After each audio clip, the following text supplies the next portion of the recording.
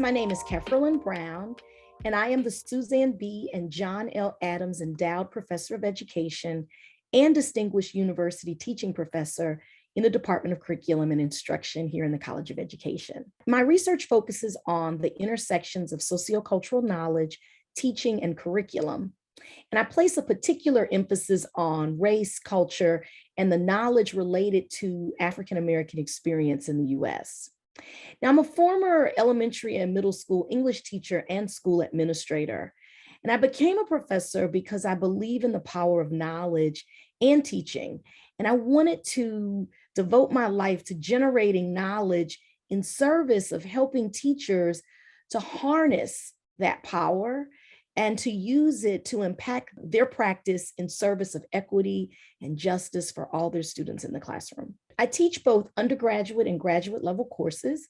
At the undergraduate level, I teach sociocultural influences on learning, which is one of the courses that all of our pre-service teacher candidates take. I also teach a signature course on popular representations of teachers and teaching. At the graduate level, I teach sociocultural foundations, which is a required doctoral level course in our graduate program.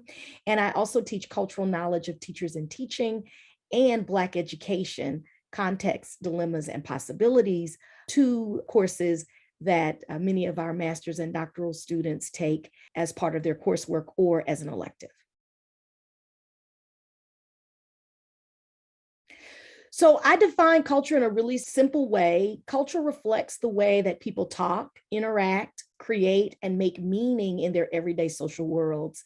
It's all of those everyday practices, but also the materials and things that they create as a result of their engagement in their social and cultural worlds.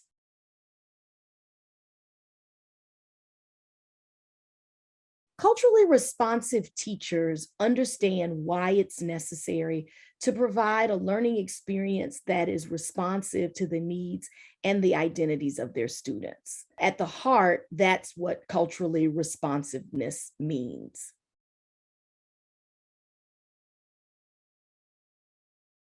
Engaging in culturally responsive teaching is important because without it, educators may teach only in relation to what is important to them or what they believe is important to know, or to teach in a way that has worked for them and that they enjoy.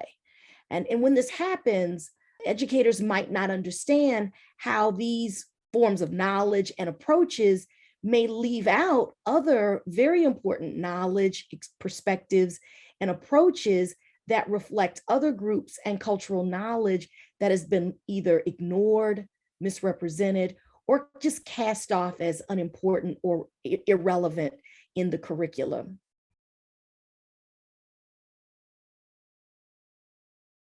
Well, these terms both describe teaching and curriculum approaches that hold similar aims, but were theorized by different scholars using different methods and with different areas of emphasis.